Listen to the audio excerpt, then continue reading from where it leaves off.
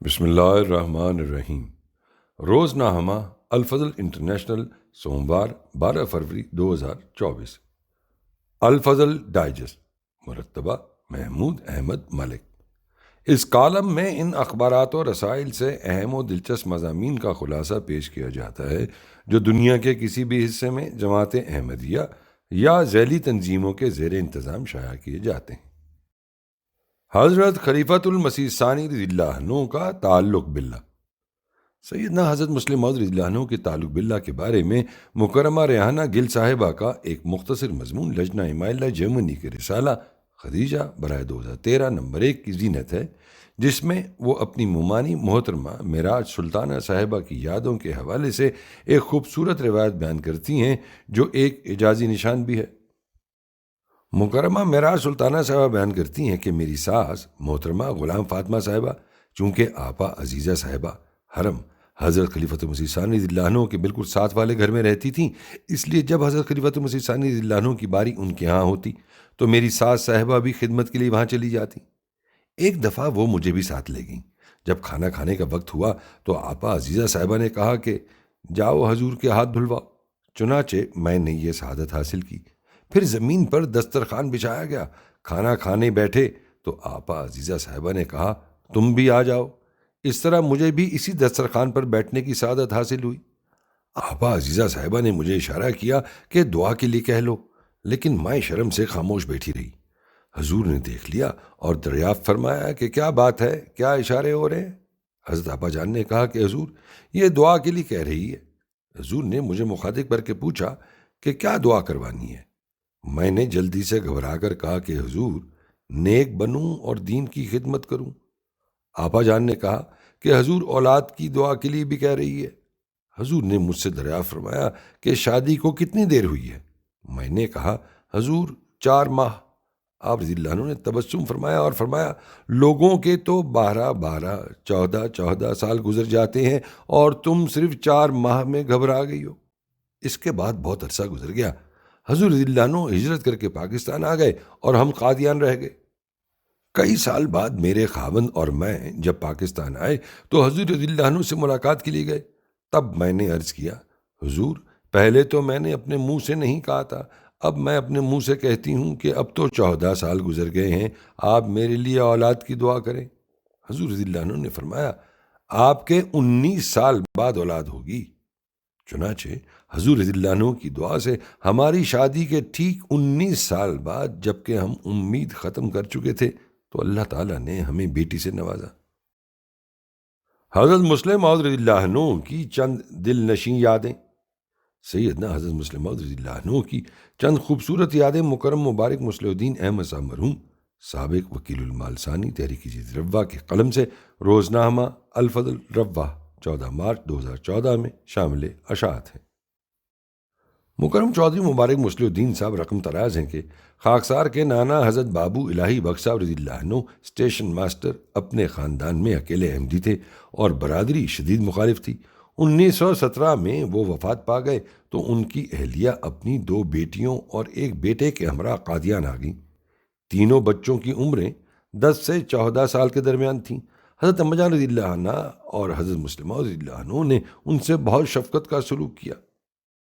8 سال کی عمر میں ایک دفعہ جب میں اپنی امی اور نانی کے ہمراہ حضرت مسلم موعود رضی اللہ عنہ کی خدمت میں حاضر ہوا تو حضور رضی اللہ عنہ نے بڑے پیار سے بہت سی باتیں کی اور یہ بھی فرمایا کہ تمہیں پتہ ہے کہ تمہارے ابا کی یہ دوسری شادی ہے، گھر جا کر ابا سے پوچھنا۔ میں بڑا حیران ہوا اور گھر آ کر پوچھا تو والد حضرت صوفی غلام محمد صاحب رضی اللہ عنہ نے بتایا کہ وہ ابھی چھوٹے تھے اور ان سے کچھ سال بڑی ایک تایہ ذات بہن تھی۔ ان کے دادا کی خواہش تھی کہ دونوں کی منگنی کر دی جائے۔ اس پر ان کے والد صاحب نے کہا کہ حضرت مسیح موعود علیہ السلام سے پوچھ کر بتاؤں گا۔ جب حضرت اقدس علیہ السلام کی خدمت میں خط لکھا تو حضور علیہ السلام کا جواب آیا کہ اس طرح چھوٹی عمروں میں منگنی کرنا مجھے پسند نہیں، بچے بڑے ہو جائیں تو پھر رشتے طے کرنے چاہیے، لہٰذا یہ رشتہ نہ ہوا۔ حضرت مسلم موعود رضی اللہ عنہ کو اپنے بچوں کی تربیت کا بہت خیال رہتا۔ میرے والد صاحب اسکول میں حساب پڑھاتے تھے۔ حضور رضی اللہ عنہ اپنے تینوں صاحبزادوں کو گرمیوں کی تعطیلات میں ان کے پاس بھجوا دیتے۔ والد صاحب ہم چاروں کو پڑھاتے اور تفریح کا وقت بھی دیتے۔ اس کا ایک فائدہ خاکسار کو یہ ہوا کہ ان صاحبزادوں سے دوستی کی بنا پر کئی مرتبہ قصر خلافت جانے اور حضور رضی اللہ عنہ سے ملنے کا موقع بھی ملتا رہا۔ قادیان میں ہر ماہ کی آخری جمعرات کو دفاتر اور تعلیمی اداروں میں تعطیل ہوتی تھی۔ حضور رضی اللہ عنہ کی ہدایت تھی کہ اس روز پکنک، سیر یا شکار پر جایا کریں۔ 1941 میں جب میں تیسری جماعت میں پڑھتا تھا اور ہم نہر پر پکنک منانے گئے ہوئے تھے کہ حضور رضی اللہ عنہ بھی وہاں تشریف لے آئے۔ حضور رضی اللہ عنہ نے پہلے تیراکی کا مقابلہ کروایا، پھر نہر کے پل کے مان بعد جہاں بہاؤ تیز تھا تیر کر نہر کو سیدھا کراس کرنے کا مقابلہ کروایا۔ حضور رضی اللہ عنہ نے عذراء شفقت خود بھی ان مقابلوں میں حصہ لیا۔ حضور مقابلے میں سب سے آگے رہے اور میرے والد صاحب دوسرے نمبر پر آئے۔ اطفال کا مقابلہ علیحدہ کروایا گیا۔ حضور رضی اللہ عنہ کا طریقہ کار تھا کہ مختلف شعبوں کے کام اور حالات کے بارے میں مختلف ذرائع سے معلومات حاصل فرماتے رہتے تھے۔ بچوں سے بھی معلومات حاصل فرماتے۔ ایسے ہی ایک موقع پر حضور رضی اللہ عنہ نے مجھ سے کالج اور ہاسٹل کے حالات دریافت فرمائے تو میری باتوں کو سن کر حضور رضی اللہ عنہ نے فرمایا، اچھا میں ناصر سے پوچھوں گا۔ حضرت مرزا ناصر احمد صاحب رحمہ اللہ ہمارے پرنسپل تھے۔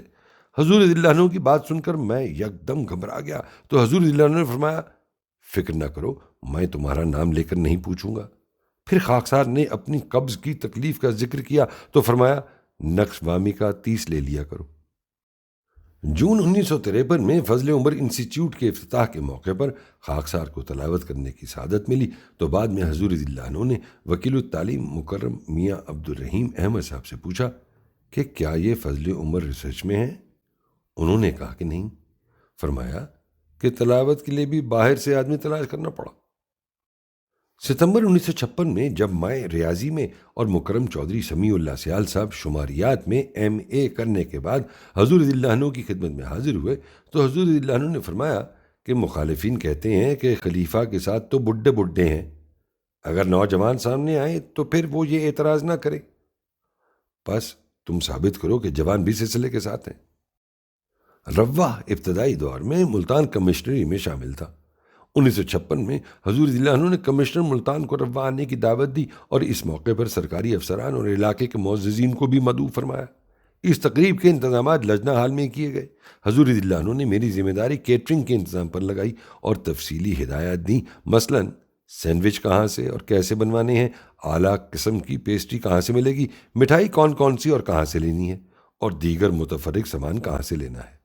بعد ازاں حضور رضی اللہ عنہ کو قصر خلافت سے لجنہ ہال لانے کے لیے میری ڈیوٹی لگی تو راستے میں حضور رضی اللہ عنہ نے انتظامات کی صورتحال کے بارے میں تفصیل سے دریافت فرمایا۔ 1957 میں جماعت کی ایک لمیٹڈ کمپنی میں خاکسار کو بطور نمائندہ بھیجوانے سے پہلے حضور رضی اللہ عنہ نے عذراء شفقت مجھ سے اور میرے والد صاحب سے پتہ کروایا کہ تجارتی کام میں مجھے دلچسپی ہے یا نہیں۔ پھر روانگی سے پہلے تفصیلی ہدایات دیں، جن میں ایک یہ بھی تھی کہ مینیجنگ ڈائریکٹر اپنی پسند کے آدمی رکھے گا جن میں احمدی شاذ ہی ہوں گے۔ تم نے نرمی اور تعاون کرتے ہوئے کام سیکھنا ہے، لیکن جب دیکھو کہ سلسلے کا مفاد خطرے میں ہے تو پھر کسی کی کوئی پرواہ نہیں کرنی اور اپنے موقف پر ڈٹ جانا ہے۔ اس کے بعد جب خاکسار کراچی پہنچا تو حضور رضی اللہ عنہ نے جس طرح حالات سے متنبع فرمایا تھا اسی طرح وہاں صورتحال رہی۔ خاکسار حسب ارشاد نرمی اور تعاون سے کام سیکھتا رہا۔ مینیجنگ ڈائریکٹر نے اپنا ایک لڑکا بھی اپنے ساتھ لگا لیا تھا۔ 1963 کے آخر میں اچانک انتظامیہ اور مینیجنگ ڈائریکٹر نے میری شدید مخالفت شروع کر دی۔ پہلے صرف زبانی دھمکیاں تھیں، لیکن پھر ایک روز 25-30 آدمیوں نے میرے فلیٹ پر حملہ کیا اور دیوار توڑ دی۔ ان حالات کی اطلاع میں نے بذریعہ ٹیلی گرام انچارج ایڈمنسٹریشن ڈائریکٹر کو اور حضور رضی اللہ عنہ کو بھی دے دی۔ حضور رضی اللہ عنہ نے فوری ایکشن لیا اور رات کو پرائیویٹ سیکرٹری صاحب کا مجھے فون آیا کہ حضور بڑے فکر مند ہیں اور بار بار تمہارا حال پوچھ رہے ہیں۔ میں بڑا جذباتی ہو گیا کہ حضور رضی اللہ عنہ کو میری وجہ سے تکلیف پہنچی ہے۔ بہرحال حضور رضی اللہ عنہ نے مکرم امیر صاحب کراچی کو بھی میری حفاظت کے حوالے سے ارشاد فرمایا۔ اللہ تعالیٰ نے حضور کی دعا سے خاص فضل فرمایا۔ ستمبر 1964 میں خاکسار کی شادی ہوئی تو میرے والد صاحب نے حضور رضی اللہ عنہ کی خدمت میں تحریراً اس کی اطلاع کی۔ حضور رضی اللہ عنہ ان دنوں علیل تھے۔ خاکسار کی رہائش چنوٹ میں تھی۔ والدہ صاحبہ بستر علالت پر تھیں۔ میں نے انہیں بتایا کہ شام کو ٹرانسپورٹ نہیں ملتی، اس لیے میں رات روا میں ہی رہوں گا اور اگلے روز آپ کی بہو کو لے کر چنوٹ آؤں گا۔ پھر 2 ٹانگوں میں چند عزیزوں کے ہمراہ رواہ پہنچا۔ والد صاحب نے ایک جونیئر کوارٹر الاٹ کروایا ہوا تھا، وہاں سے بارات پیدل گئی۔ جب رخصتانے کی دعا ہو گئی اور خاکسار اپنی اہلیہ کے ہمراہ باہر نکلا تو دیکھا کہ حضور رضی اللہ عنہ نے اپنی گاڑی اور ڈرائیور کو بھجوایا ہوا ہے کہ ہمیں ہمارے گھر چنیوٹ میں چھوڑ آئے۔ جزاہم اللہ احسن الجزا۔ روزنامہ الفضل رواہ 20 فروری 2016 میں حضرت مسلم موعود رضی اللہ عنہ کے بارے میں چند شعراء کے کلام سے انتخاب شامل ہے۔ مثلا حضرت سیدہ نواب مبارکہ بیگم صاحبہ کا کلام: خلیفہ بھی ہے اور موعود بھی، مبارک بھی ہے اور محمود بھی، لبوں پہ ترانہ ہے محمود کا، زمانہ زمانہ ہے محمود کا۔ مکرم عبد المنان نہی صاحب کا کلام: تحیر زا ہے اس پہ وقت کی یہ برق رفتاری، یہ ساتھ جو میسر آج آئی پھر نہ آئے گی، یہ ممکن ہے اسیروں کے جہاں میں رشتگار آئیں، مگر محمود کی فرما روائی پھر نہ آئے گی۔ مکرم عبدالسلام اختر صاحب کا کلام: برسوں یہ نقش دل سے مٹایا نہ جائے گا، محمود تیرا نام بھلایا نہ جائے گا، تیرا مقام پا نہ سکے گی نگاہ شوق، تیرا نظیر پھر کبھی لایا نہ جائے گا۔